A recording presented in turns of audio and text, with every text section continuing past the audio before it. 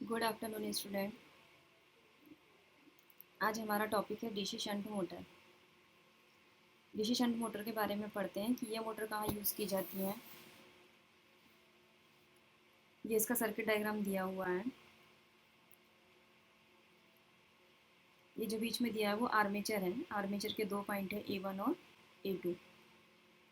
ये shunt field winding है जिसके भी दो पॉइंट हैं E1 और A2। इस प्रकार की मोटर में शंट फील्ड वाइंडिंग और आर्मेचर दोनों ही एक दूसरे के पैरेलल में लगी होती है, मतलब समानांतर क्रम में लगी होती है। और शंट फील्ड वाइंडिंग जो होती है वो पतले तार की होती है, अधिक टर्निंग की होती है, ज़्यादा टर्न वाली होती हैं।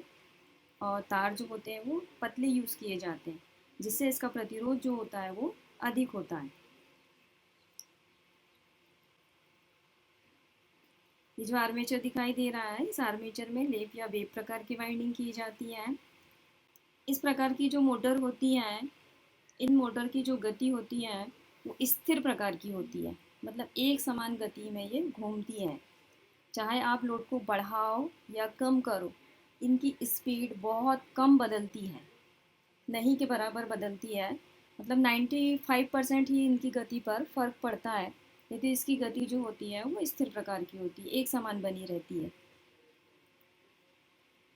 जब लोड नहीं लगा होता है तब इस मोटर की का जो स्टार्टिंग टॉर्क होता है वो कम होता है। जब आप लोड को नहीं लगाते हो, खाली इस मोटर को चलाते हो, तब इसका स्टार्टिंग टॉर्क जो होता है वो कम होता है।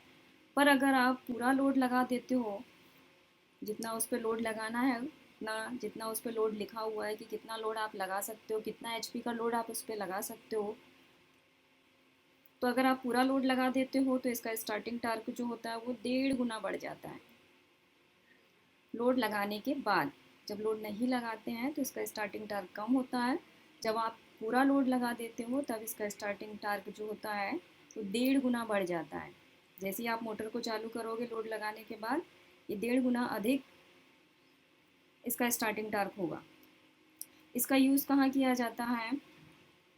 लेथ मशीन में इसका इस्तेमाल करते हैं, क्योंकि आप लेथ मशीन में कभी भी लोड को बढ़ाते हैं, कभी भी लोड को कम करते हैं, तो इसकी जो मोटर है, इसकी मोटर की गति एक समान बनी होने के कारण इसकी गति पर कोई फ़र्क नहीं पड़ता है, इसलिए लेथ मशीन में इसका यूज़ किया जाता है।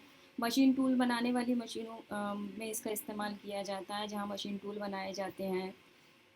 ग्राइंडर मशीन में इसका इस्तेमाल किया जाता है, छपाई मशीन में किया जाता है, एमजी सेट में किया जाता है। एमजी सेट मतलब मोटर जनरेटर सेट, और इत्यादि जगहों पर इसका इस्तेमाल किया जाता है। जहाँ जैसी आवश्यकता होती है वहाँ वैसे उस मोटर का इस्तेमाल करना है।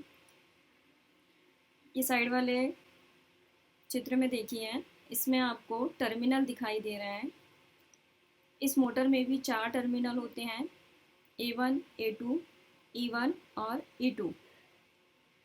4 टर्मिनलों को आपको टेस्ट करना है, उसके बाद इसके कनेक्शन करना है। तो किस प्रकार से इनके कनेक्शन किए गए हैं आप देखिए। A1 के साथ में E1 शॉर्ट है और वहीं से एक कनेक्शन बाहर निकाला गया है।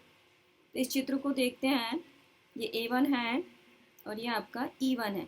इन दोनों को यहाँ से शॉर्ट किया गया है और यहीं से एक सिरा बाहर निकाला गया है। आप चाहे तो A1 से भी एक सिरा बाहर निकाल सकते हैं पॉजिटिव देने के लिए, आप चाहें तो E1 से भी निकाल सकते हैं। दोनों को शॉर्ट करना है तो वो एक ही वायर हो जाता है। अगला दिया है आपका A2 से किसको शॉर्ट करना है? E2 को। ये आपका A2 है और ये आपका E2 है, इन दोनों को शॉर्ट करना है और यहीं से एक कनेक्शन बाहर निकालना है, जिसे आपको माइनस देना है। आप इसमें A2 से भी सप्लाई निकाल सकते हो और E2 से भी सप्लाई निकाल सकते हो। यहाँ इसके सिंबल दिए हैं, ये आर्मेचर के दो पॉइंट है A1 और A2।